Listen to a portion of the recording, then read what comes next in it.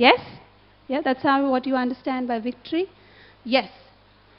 So I was just, remembering a story that Srila Prabhupada would often quote. The story has a lot of deep learning, but what I thought probably we could learn in this aspect would be, like once there were two friends, and they were arguing about something. So they were both standing at a river bank, and they were arguing. So they were arguing about how something could be cut. So one said, you can cut it with a knife.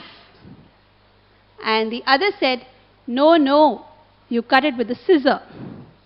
Okay, it's a very small, trivial thing, but they were into a very deep argument.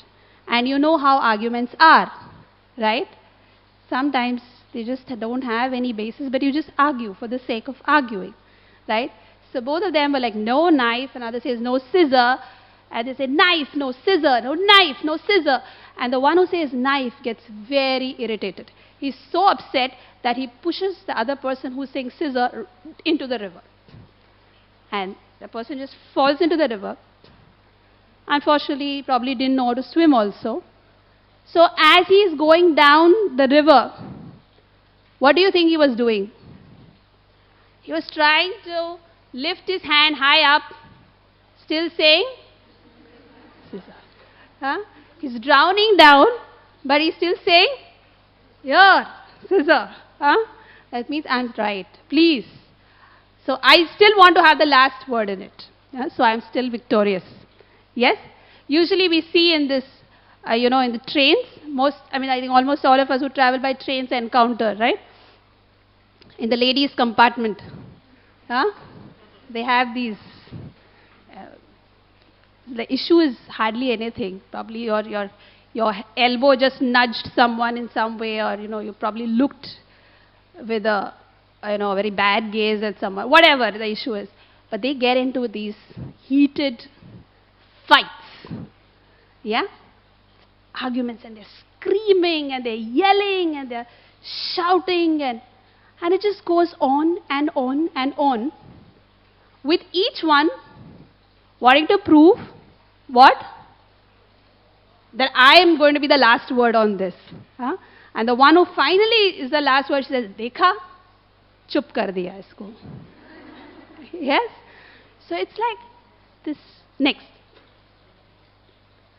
So the tendency to be the winner, the tendency to be the one who is, victorious is always there. It's inherent. And this doesn't start later. It starts very early. Next. You see these children? Yes? Even when a toddler is running in a race, you just remember how you were in school, and, everyone wants to be the first. I am the one who's the winner. I am the one who's victorious. Yes? There is these, coaching classes and so many other institutes. They say, we create winners. We create toppers. Yes? So people pay heavy amount of money because everybody wants to be a winner or a topper. Right? Everyone wants to be victorious. Right? Nobody puts a board saying, we create losers. You think anyone's going to pay money there? We create losers. Oh yeah, I want to be one. No. It's so inherent. You see this? No, go back. You see that baby there? Yes, I'm the winner, like always. So it's so tuned in. Victory. Yes? I was just, as we were thinking about this topic, I remember in India, cricket is a huge game. Probably not so much in the West. So I don't know, I don't think Bhakti Lata will relate to it, but I'm sure each and every Indian will relate to it. It's cricket. So I remember in 1983, when I was a very small girl, and India won the World Cup. I think almost none of you, probably except a few, must have been there at that time. And I didn't know what is the intricacies of cricket or how it's played or anything. But I still remember, as a young girl, there's so much hype. India won the World Cup. It was such a, and mind you, this is 1983, when there's no internet, there's no mobiles. The only television we had was a black and white, very few color TVs maybe. But it was such a major thing. Next. In fact, I was going to put that 1983 World Cup thing, but I was sure none of you will know them. So I didn't. So I put the recent World Cup photograph. Okay, so many things have happened, but they were raised to a pedestal and they were like, wow, they have done the thing that India needs. What? Won the World Cup. And then, of course, I don't know what is the history later of cricket, but then I think recently sometime again they won the World Cup. Yeah. But if you see what happens, there's celebration, the persons who are victorious are celebrating, the team is celebrating, the country is celebrating. Yeah. But quite a few times it also happens that they lose. Yes, turn. Is it clear? Are these slides clear? They are back? Can you all see? They also lose. Now what happens when they lose?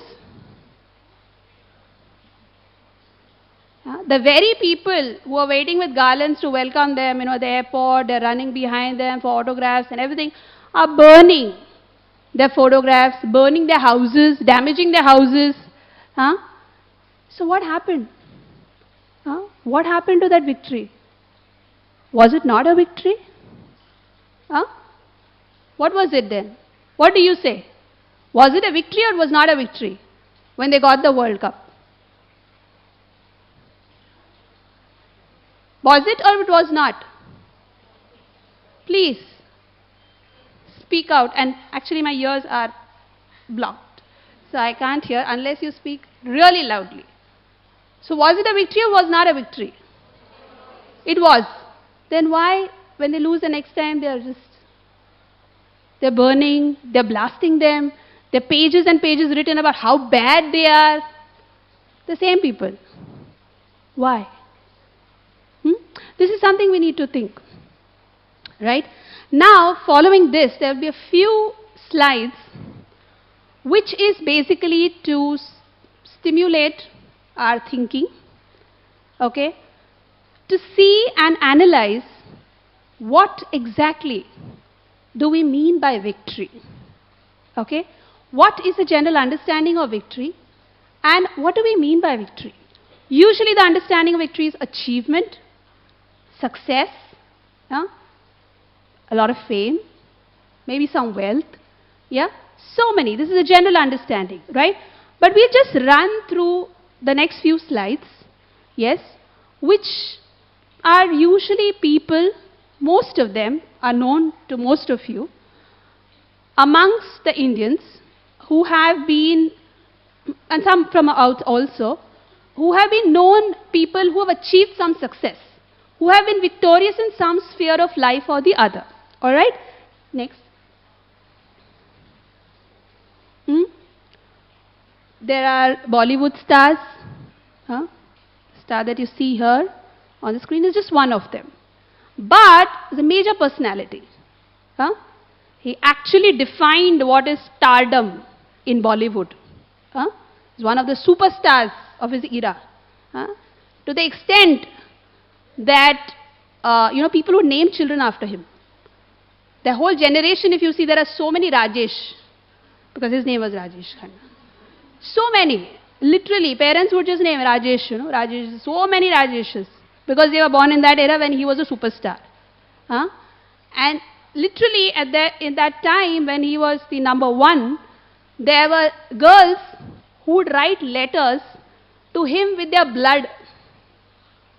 He would receive mail with blood, They were asking for what? I want to marry you.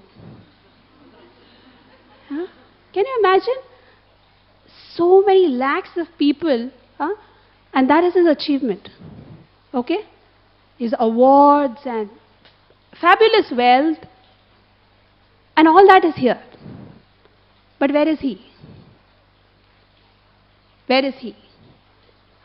The number one position, someone else is there. But where is he? The next, I don't know if most of you recognize, but that's Ronald Regan. when I was young in school, he was the President of the United States. And that time, US was really evolving as a superpower. And he was a very powerful, president. And I was really, whenever we'd see and I would see this, I would be in awe. Wow, what a great personality. Huh? He's President of the United States, one of the most powerful countries. And so many things. But do you know what happened later? Anybody has any idea? In his last days, he was suffering from Alzheimer's disease. Alzheimer's disease is a disease where you lose your memory completely. Huh? You don't even recognize who you are. So forget about him remembering that he was the President of the United States, but he didn't even know who he is. Next. Anybody knows who this is? Loudly. Mohammed Ali. Who is he? Yeah, he's a boxing champion. For years. Undefeatable. He would just pound people on the boxing arena and they'd be finished on the floor. But you know what happened to him? He got Parkinsonism. And the same person who could pound people to pulp finds it difficult to wear his button. Why? Because his fingers are trembling so much that it's so difficult for him to even button his shirt. Yeah? Who's number one? But there's someone else now who's number one. Right? He's not there. Next. And so many other personalities. I've just put in a few because obviously I can't keep talking about that. Right? But this is for to set our thinking. Alright? There's Adolf Hitler, all of us know. Huge. Germany and World War II. But Germany is still here. Everything is here. But where is he? He fought to make Germany the controller of everything. But Germany is here. But where is Adolf Hitler? Anyone knows? Are you all awake? Yes. I hope you just don't drift off. So many actresses and so many Miss Indias and so many Miss Worlds and so much of victorious. When someone wins Miss India or some Miss actress, they're actually defeating so many people. Right? They're not the only ones. They defeat so many people to get that coveted award. Right? Yes? You agree? Yes. But where are all of them now? Famous industrialists, their industries are still there. There's this industrialist who used to say, "Kar lo dunya mutti mein." Very powerful statement. "Kar lo dunya mutti mein." But दुनिया तो है इधर. आप कहाँ हैं और आपकी मुट्ठी कहाँ है? Where is he and where is his mutti? Yes? So, the purpose of these slides is basically to set us thinking. Where are we? What is victory? What is achievement? What is of value? What direction am I going in life? Yes? And this only a human can think. Right? You agree? Yes? Nobody else can think. And if we don't think, then we don't fall into the category of humans. Yes? Right? There will be many of your friends who say, enough. I don't want to listen to this. हो रहा है ना? होने दो. चल रहा है ना? चलने दो. Yeah? I don't want to hear about it. Bore mat karo. With all your negatives, please. You see that? Anyone has any idea what is the other one? Louder. Ostrich. What is the special feature of an ostrich? Someone, loudly. Sorry? Fastest. Yes, very good. Anything else? Yes. Whenever there is a predator, whenever there is danger, what does an ostrich do? It just buries its head in the sand. So what happens? It can't see the danger. So if there is nothing, no danger. Yeah? Right? But does that mean danger is not there? It's there. But the ostrich wants to close his eyes. No danger. Yes? So most of the population adopts this ostrich mentality. Please. Right now everything is okay in my life? Fine. I don't want to hear. I'm okay. When if something goes or not okay, I'll come back to you. But now I don't want to hear. It's not that bad. You have to show me Parkinson's and Alzheimer's. Abhi nahi hai na. Mujhe to nahi hai na. Why are you troubling me with all this information? I'm fine. Huh? But as humans, we have to think, question. And why does this phenomena occur? Why do things change? Why are people pushed out of their positions, whether they like it or not? Who wants to move away from number one?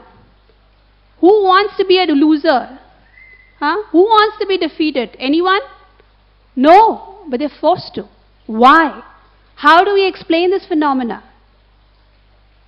And sadly, none of our universities, none of our professors, none of us even with 10 degrees after our name will be able to explain on the basis of our academic education. You agree? Any of you in any of your colleges or schools have been taught why this happens? Yeah? The only thing we are taught is go to the top. बाद में वहाँ से जैसे गिरो वो आपका problem है. वह रहो या गिरो या जो भी है. That's your problem. But reach the top. Push anyone, jump on anyone, stamp on anyone, just go up. Yes? Yeah. When you do your MBA, say just push. Don't bother about anything. Just push. Climb, climb, climb, climb up. Climb on anyone, climb anything, do anything to climb up. Yes? But what happens after that? What do you have to deal with? No one teaches that. So where do we go? Where do we find the answers to these questions? So at that time, the only option we have is to consult the person who's made this creation. You and I have not made this creation. Yes? Any of you feel you have created here? None of us have made this creation. So the person who's created is standing and he is given. Next. So we consult that. Right? The scriptures are basically the word of the creator, the person who is created. So, and amazingly, these scriptures contain answers to all these questions. Yes? Only dearth is that we don't know, we don't approach them. But when we approach, all the answers are there. All the answers. So today amongst all the scriptures, what we are going to consult is, which is this? Can everyone see? Which is it? Bhagavad-Gita. Okay? So we'll just check with the Bhagavad-Gita what it says. What is the Lord explaining in the Bhagavad-Gita with regard to this? Bhagavad-Gita is huge. Huge not in size, but the depth of knowledge that one can get is immense. It's huge. Okay? It's just voluminous in depth, not in size. So 700 verses is not huge. But the amount, the depth is amazing. But what we will deal today is just to answer the few thinking thoughts that we have started off with. Okay? Yes. So the basic understanding, for any understanding, if one wants to study the Bhagavad-Gita, the first thing and right at the beginning, Lord Krishna makes it very clear. You know, there's something like funda. Basic funda. Yes? Sub-subject mein funda hota hai. Right? Any subject. You have to have your basics clear. Right? Otherwise you can't build on anything. Correct? So he also gives the fundas right at the outset. And what is the basic funda? That our real identity is, we are spirit soul. You're not the body, you're the soul. First thing. Second, soul is eternal. No one can destroy the soul. Nothing can damage the soul. The soul is eternal. But the soul is situated when we take birth. That means the soul enters a material body. This body. Okay? But this body is not eternal. This body is temporary. Soul is eternal, but the body is temporary. So Prabhupada says, he uses a very nice word. He says, it's an incompatible situation. Soul is eternal, covering is temporary. Okay? So, that is the first basic funda. And what is the cause of all the distress? What is the cause of all our problems? That misidentification. We forgot the identification that we are not this body. We are thinking we are the body. But we are not this body. We are the soul. And immediately when we start identifying, what happens? I am Indian, I am Gujarati, I am this, I am Muslim, I am Hindu, I am Indian, I am Pakistani, I am rich, I am poor, this is my child, this is my husband, this is my father, my community, my nation, all related to the body. And so many things caused distress caused by misidentification with the body. This is the basic funda. If we have to proceed further with the discussion, this point should be clear. Is it fine? Everyone agrees? Can we move ahead? Okay. Next. Yes. When you go to some, shopping mall and supermarket and everything, they have this package deal. Yes? Ek par ek free. You buy one, you get one. Yeah, so many of them have, right? But material nature is very liberal. Material nature is very liberal. She doesn't give ek par ek free. She gives ek pe bahut sara free. Lot of things are free along with that. So when we take a material body, we get lot of things free. And it's compulsorily given to us. Okay, there's no discount, there's no option in that. It's free. What is that? Take a birth with a material body. Package deal is we get old age, disease and death. Part of the package. Whether we like it or don't like it. Yes? They don't ask you to tick options. Want this, don't want this. No. Material body given, material nature hands over, tick. Package deal. Yes? Old age, disease and death. And the Bhagavad-Gita further explains, Lord Krishna explains, that this material world is temporary. And is full of miseries. I have not put any happiness. This is the Creator is saying, it's full of miseries. Okay? So, this comes as a part of the package. Next. What is ticking away? Time. Time ticks away. Yeah? We can't stop it. Can anyone do that? Sunrise, stop. Sunset, stop. Sticks away. And with the ticking of the watch, the clock, with time ticking away, what happens? This is a nature that everything degenerates. Everything starts getting destroyed slowly, slowly, slowly. Whether it's the body, whether it's the things around, but this is the nature. The material nature is designed, the person who's created has designed it in such a way that it will disintegrate. Lord Krishna explains in the Bhagavad-Gita, time I am the destroyer of everything that exists. Creation is there and it will disintegrate. So whether one likes or not, body will disintegrate. Old age will come part of the package deal. Whether we like or not. It said that Walt Disney, amazing creations he has. So when he was about to die, he called his best doctors and he said, please, the day, I know I'm going to die now, but preserve my body. Because tomorrow if you all discover something, so you all can make me alive. I have a lot of work left. I have so much to do. Some unfortunately it's not happened so far. And according to Bhagavad Gita, it will not happen. But probably he was hoping for something. Yeah? But this is the nature. Yes? So time ticks away. It destroys everything and everyone. irrespective. And this is applicable to everyone. Huh? This package deal is not only for people in Mumbai or India and South Africa, and not for the, the sheikhs of the Middle East, they are spared, or the billionaire tycoons are spared of the package deal. No, package deal is for everyone. Yes? And time ticks for everyone. Today there was a newspaper on the way, and they had an ad of some new housing. They're building some very opulent buildings in South Bombay. And they said, here time waits still for you. What's that? How is that possible? Time will go at your pace. I mean, this is the ad. This is the ad. They say time will wait still for you. It just stops. What an illusion. Huh? And you'll buy a house thinking that time will wait for me there? No. Next.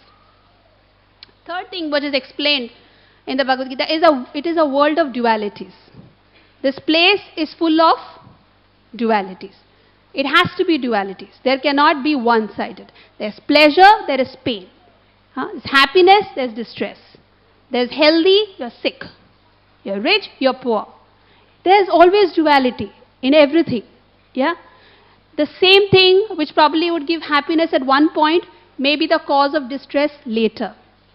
Yeah? So it is bound to change. They are just like the two sides of the same coin. Can you have a coin only with one side? Yes? Can you have a coin with only one side? No. It's the same way this world is full of dualities, both sides. One of the devotees was explaining that sometimes when the couple are in love, they say, oh, I can't spend a moment without you. Right? I just can't spend a moment without you. And within some time, they come to the point, I just can't have a moment standing with you. I just can't stand you for a moment. Right? The same pleasure turns to pain. Right? Next. So many other achievements we may have in this world. When you're victorious of an interview, you get a good job and so much. But then it comes along with a package of frustration and misery. Yes? It happens. Both sides. Next. So the two sides of the same coin. Next. So the basic understanding we come is victory is of two different types. Yes? Victory when we achieve, we are successful, we gain something, it's real. It's not that it's unreal. It's real. But it is relative. It is relative. And it will change. We will discuss later of how the things. But it's relative victory. And there will be change. Yes? Next. So things that we can acquire, whatever we acquire, whatever we have, things can give pleasure to the mind and the senses. You may have 10 gadgets and all these things that this boy has here. Yeah, so many things, gold, wealth, everything. It gives pleasure to the mind and senses. But it cannot give satisfaction for the soul. It does not give satisfaction for the soul. Why? Because the soul needs love. Okay? The soul is hankering for love. And none of these things are going to give you love. The soul is eternal. It is searching for love. And none of these things can actually fulfill that. Yeah? It cannot be satisfied. We may try this, try that, this, that. Yeah, mind will give some pleasure, but not satisfaction. There's always that vacuum because the soul is not satisfied. And the soul is satisfied by love. And love not just some temporary flickering pleasure. Eternal love, because the soul is eternal. Right? So it is seeking that love from an ocean, a reservoir of love. Small, tiny glasses of love will not suffice. Reservoir of love. And that is the Supreme Lord. Because He is Satchit Ananda. He's an ocean, reservoir of love. Yes? And the soul is satisfied only when that is connected to the reservoir of love. Then it's satisfied. Otherwise, little pleasure here, there, again vacuum. A little you try to seek a little, again sad. Yes? That vacuum. Next. We can all take a break from the class now. Can you see what this is? It's not clear? Actually, I don't know, somehow it's not. Sorry? Kheer. Sweet rice. Yes, it is sweet rice. But I'm very sorry, the slide is not really displaying how beautiful it is. It's yummy. Just looking at it. So just imagine that all of you have a cup each of this in your hand. I can explain what is there. There's kesar, there are dry fruits, and it's just yummy. Okay? All of you have it in your hands? Yes? And the spoon there next to it. Okay? With that spoon, there's this huge sand dune here. So with that spoon, I'll just take only half teaspoon of that sand and put it in your kheer. How would it be? It's yummy kheer with kesar and dry fruits but I'll just put half teaspoon of sand inside that. How would that be? Yeah? Still yummy? Huh? You say, oh yeah, give second serves. I want to drink. You'll do that? Anyone for second serves? You can take the second serve. I'm feeding you for free. No. You want a relish. It's very attractive. But the minute you put in, the sand destroys everything. Right? That's material happiness. That is the happiness that we get with this relative victory. Huh? Relative victory gives us that happiness. It's attractive. We want it. We want to relish it. But what happens? Sad. Yeah? So this is what the Bhagavad-Gita and the scriptures explain, is what is the happiness, the victory that we get from material acquisition. Another very nice example next. Some good news, that none of you have to go home today. You'll all be hosted in Oberoi Hilton Towers, very close. Chetana organizers will eat me up, sponsoring a room in Hilton Towers. No, but this is just a part of our project of the class. So suppose, just imagine that you have this room in Oberoi, amazing bed, you're really tired, I know, coming all the way, sitting in the class and just going on and on. You just want to go and lie down. It's a cozy bed, very soft, very nice. Yes? But the only thing is that there are few pins there. You see this? The pins. They have been scattered all around in the bed. Just few. Here and there, they are there in the bed. But you can enjoy the bed. How does that sound? Huh? Good? Why? Why? What will happen every time you move? There's a prick. It's a prick. Yes? So Prabhupada explains in his introduction to Srimad Bhagavatam that human society has made immense progress with economic development and so many facilities and everything. But there is still a pinprick in the society. Each person feels a prick. Yes? Everything is nice. But, yes, that is relative victory. Yes? Yeah. So we come to this very quick differentiation. So we are talking about the relative victory which is there, which we can acquire easily. But we are not seeking that. We want something which is beyond, without all those problems. Without the sand, without the prick, right? We want something which would be really pleasurable. So a quick differentiation between relative victory and what we are seeking for is absolute victory. Yes? So relative victory is temporary, right? You agree? Yes? Has everyone understood the concept of relative victory? Yes, it's temporary. And it can be taken away any time, whether you like it or not. But absolute victory means that victory remains forever. Yes? Relative victory is initial pleasure and later pain. But absolute victory has to be always pleasurable. Relative victory, lot of insecurity. Once you achieve it, that doesn't mean it's over, right? Like the Indian cricket team we said. It doesn't mean over. No. It's to keep on trying. Oh, maybe I'll not be taken. Maybe I'll not win. Maybe I'll get this. Insecurity of losing what you have, right? But absolute victory means there's no anxiety. There's no insecurity. Relative victory is a cause of distress to others. I'm victorious means someone else is defeated, right? Yeah, I'm euphoric, I'm happy, but there's someone else who's in distress, right? So that's relative victory. It causes happiness to one and gives distress to others. But absolute victory is everyone is happy. Yeah? And the last point is relative victory is limited. Very few will get it. Like if you're aspiring for a seat in IIT, there are few seats. Some will get in, some will not get in, right?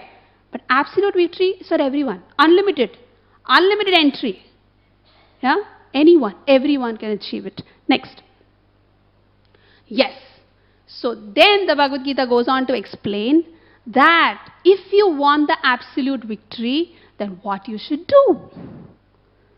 What is the precondition? So the precondition is that instead of all the competitors and enemies outside, there are 6 enemies sitting here, within us. Yes? And they are the ones who torment us the most. Yes? And we have to be victorious on them. And who are these enemies? Lust, anger, greed, pride, envy, and illusion. Constantly pricking us. Constantly torturing us. So actually in Sanskrit, another word for enemy is Ari. So right now our heart is Ari Sadan or Ari Nivas. The Nivas of Ari, A-R-I. Okay? They are our enemies. There is their residence. But if we want to have that absolute victory, then we have to push them out. And how to push them out? Is when the soul gets connected to the Supreme Lord, that is Hari. These are Ari, A-R-I. But you get in Hari, H-A-R-I, and make your heart Hari Nivas, then all these Aris will evacuate it completely. Yes? Then one can be absolutely victorious. And what happens when you're connected with the Lord? When the soul is connected with the Supreme Lord? It's supreme bliss. Unending happiness. All the factors that we spoke about in absolute victory, that's what's achievable. Yes? Next. That frown and worry is gone. Yes? Supreme bliss. It's completely sheltered, completely secure, completely pleasurable. Pleasurable for oneself and for everyone around. Why? Because connected to the Supreme Lord, never a cause of distress to others. Yeah? And takes complete shelter of the holy name. Yes? Next. So actually Gautam Buddha, he explains that how it's better to conquer one's own self, that is these enemies, these anarthas in our heart, than win 1,000 battles, because that victory cannot be taken away from you. We saw in relative victory, whatever victory we have, it will be taken away. Correct? But this victory, that is victory of your own self, victory on those inner dormant enemies, and connecting to the Lord, that cannot be taken away from you. Nobody. So there is no insecurity. Nothing. Yes? Next. Yeah. So to illustrate this point, we will today just spend a few minutes on understanding this beautiful pastime which took place in the Ramayana. Anyone here who doesn't know what is Ramayana? I hope not. Everyone knows what's Ramayana, right? So, okay. In the Ramayana, when Lord Ram, Sita and Lakshman, after Lord Ram was banished, he was in the forest. For 14 years he was banished, so almost 12 years had passed, and this is the 13th year. They were in a forest called the Dandakaranya forest, which is near Nasik. And these places are still there, if you ever visit Nasik. So when they were in the Dandakaranya forest, at that time Ravana, the king of Sri Lanka, and he was a demoniac personality, when he heard about the beauty of Sita Devi, who is the wife of Lord Ram, he wanted to take her away for his own enjoyment. Yeah? So somehow he has this conspiracy hatched, and when Ram and Lakshman are not there, he kidnaps Sita Devi. Everyone knows this? Yes? Okay. So Sita Devi is all alone, and Ravan, a very powerful demon with 10 heads, Dashamukha, and 20 arms, this delicate young Sita, beautiful Sita, he just drags her and he kidnaps her. So he is going on his Pushpak Viman. He's at the height of his opulence, wealthy, powerful, famous, everything that one would wish and hope for. And he was going in his Vimana, his airplane, with Sita Devi, dragging her. And at that time, Sita Devi is crying piteously. She's calling out for Ram, Lakshman. And then, as they're going in the forest, she sees Jatayu. Jatayu is an old vulture. He's a bird, he's a vulture, and he's around 60,000 years old at this point of time. He is a friend of Maharaj Dashrath, who is the father of Lord Ram, and he lives in this forest, which is a dense forest of Dandakaranya. And this Jatayu was lying on the tree and he was asleep. And Sita Devi, when she sees Jatayu, she starts crying. She says, Jatayu, please just inform Lord Ram that this horrible Rakshasa is kidnapping me. Please, you just inform Ram. So when Jatayu hears this sound, he looks up and he sees Sita Devi. And when he sees Sita Devi in that condition with this horrible demon, he is so upset, he's so angry, because he's such a steadfast devotee. His life, his soul is completely to please Lord Ram. And when he sees the property of Lord Ram in the hands of this Rakshasa, he is very, very upset. And he's about to charge at Ravana. But now, important is you need to understand that, as I said, Ravana was at the peak of his glory. Okay, he was a strong person, he was a demon with so many weapons and power and everything. And Jatayu is how many years old, I said? 60,000 years old, an old vulture with no weapons, right? And he's just lying there and he comes to attack Ravana. Now, what is the chance of him ever, winning with Ravana? So actually, he could have just made an excuse and he said, okay, I will inform Ram. I'll inform. Sita Devi just told him that. And Sita tells him, please, Jatayu, don't even attempt. Don't even attempt to fight Ravan. You will not be able to do it. He's too powerful. You just inform Ram. Next. So at that point of time, Jatayu could have done just that. But Jatayu just didn't do that. What did he do? He attacked Ravana with his claws. He didn't have any weapons. And Ravana was shooting so many arrows, and Jatayu was trying to, fling it away with his wings, and this was going on. What we need to understand at this point of time, what do you see there? Rose. And do you see something else also? Thorns. Yeah? Is that we need to see our perspective in life. Some person would see this as a beautiful rose among so many thorns. Or someone would say, oh, there are so many thorns with this rose. Right? It depends on how we see it. Same way, Jatayu could have just seen it as, okay, I can't do anything about it. He had his excuse, right? He could have just said, I'm too old, I can't get up. But Jatayu didn't think that. What did he see? He saw the positive opportunity to go ahead and do something. Correct? Yes? So every time in life we get this. Yes? Next. Opportunities come for everything. For our betterment, for our purification, for our service. But when opportunity knocks at the door, some people just complain about the noise it makes. Yes? But Jatayu is not one of them. He just took full, whatever little strength he had, he charged at Ravan. He was attacking. And Ravan initially thought he's just an old little vulture. What will he do? But then he realized that and every time Jatayu was seeing Sita Devi crying, he would just get renewed vigor. He wanted to do it. He wanted to fight and try his best till the last drop. And Sita was telling him, Jatayu, enough. You will not be able to do it. But he was just... And at one point, Ravan actually, put Sita down, because he realized earlier he was doing everything with one side. But now he realized this vulture is, too determined. So he puts Sita down and he starts, really fighting. And at that time, he even attacks his arms. Ravana's arms, he cuts them off. Again, new arms come. Then Jatayu attacks his chariot driver. He attacks the animals. He does everything. And then it's almost like more than an hour of fighting, fierce fighting. And Jatayu is getting weaker and weaker and weaker. And Ravan realizes that. So what does he do next?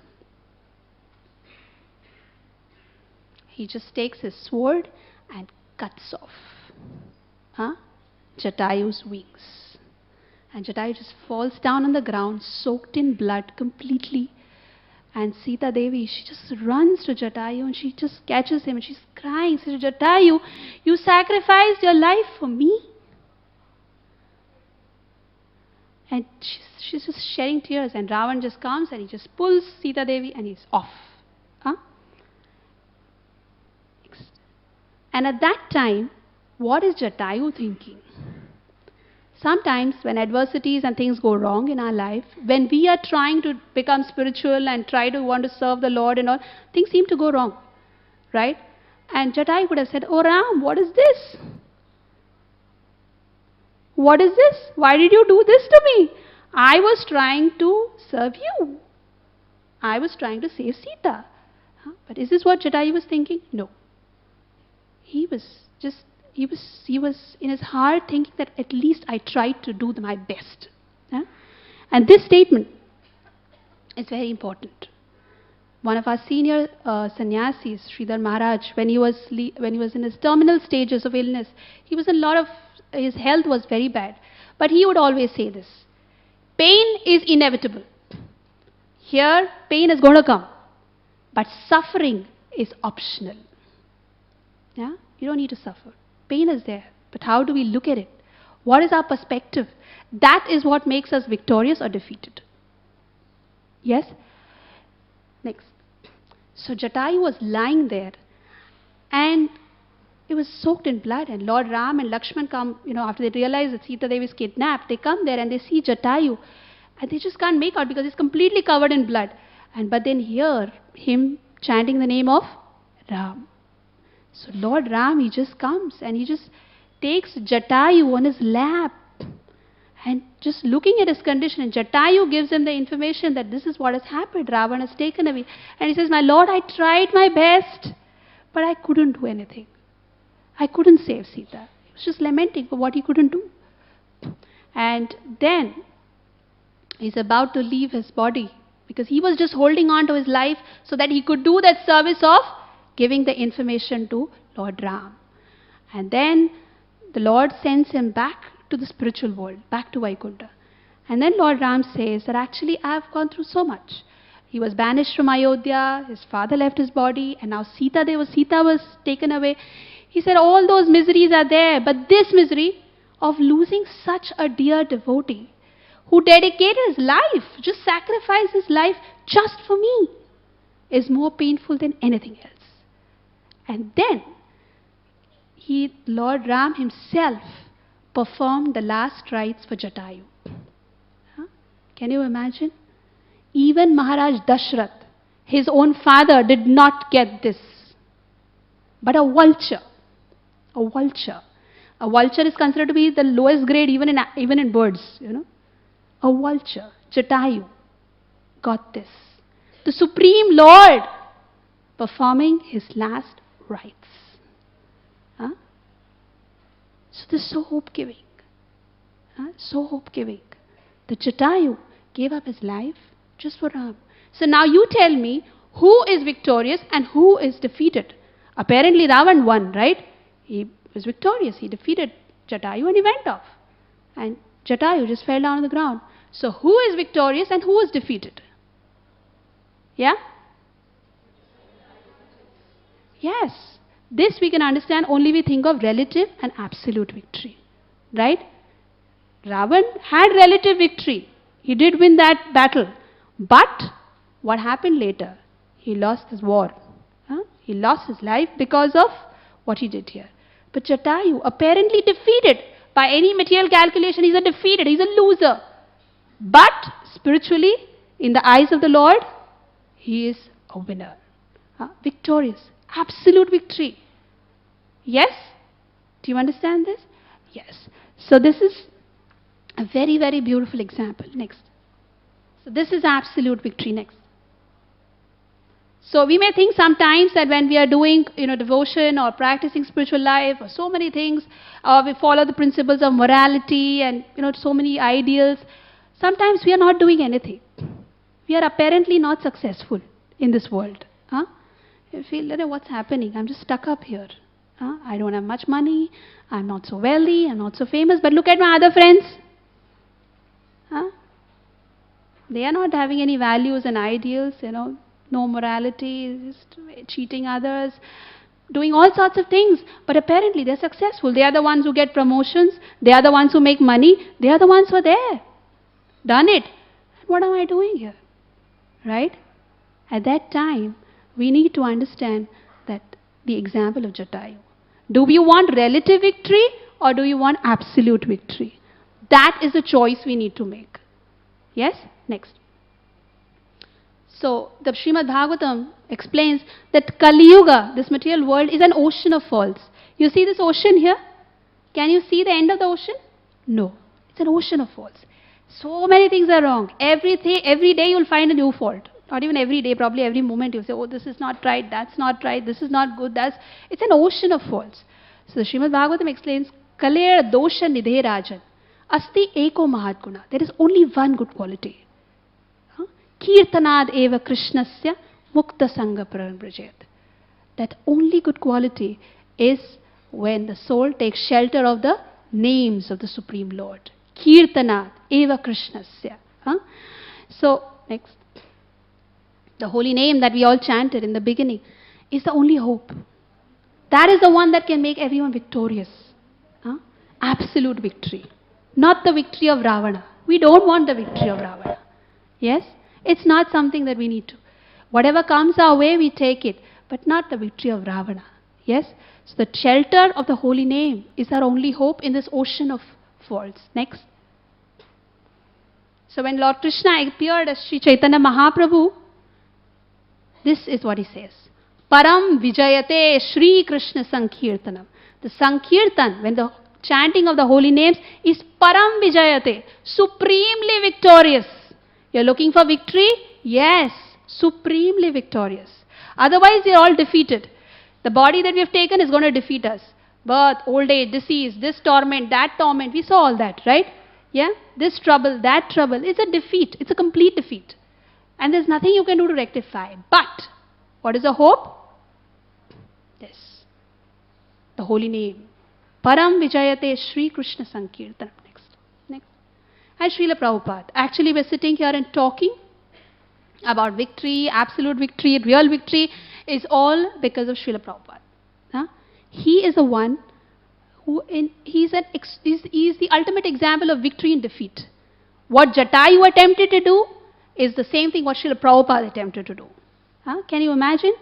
At the age of 70, yes, attempting to go to the to the United States of America and preaching what?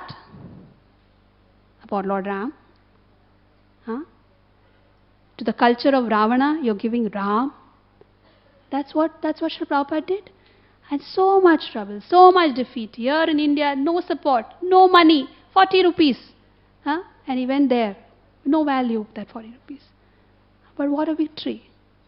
Just one devotee, as my father was explaining, that how it's at every moment, according to the time, every country is in a different longitude and a latitude, But definitely at every moment, at every longitude and latitude, sometime in this 24 hours, someone is glorifying Srila Prabhupada.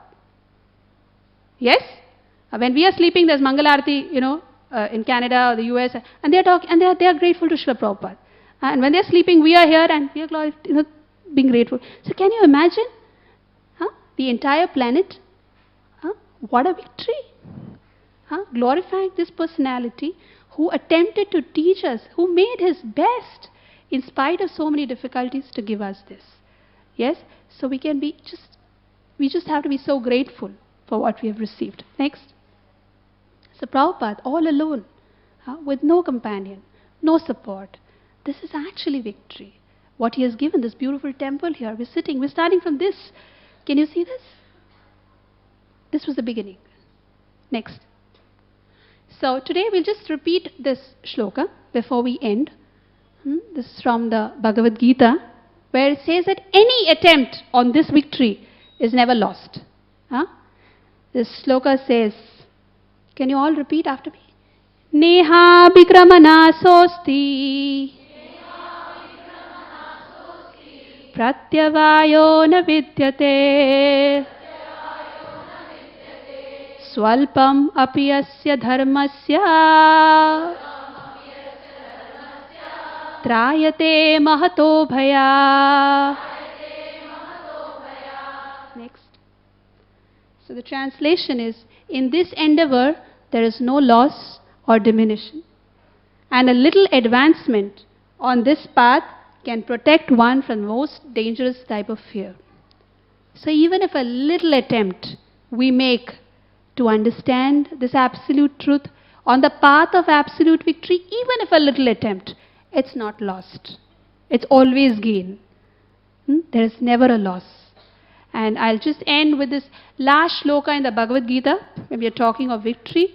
At the end, Sanjaya tells Dhritarashtra, Yatra Yogeshwara Krishna, Yatra Partho Dhanurdhana, Tatra Srir Vijayor Bhutir, Dhruva Nitir Matir Mama. That wherever there is Krishna, and wherever there is a devotee Arjuna, there is always victory. Yes?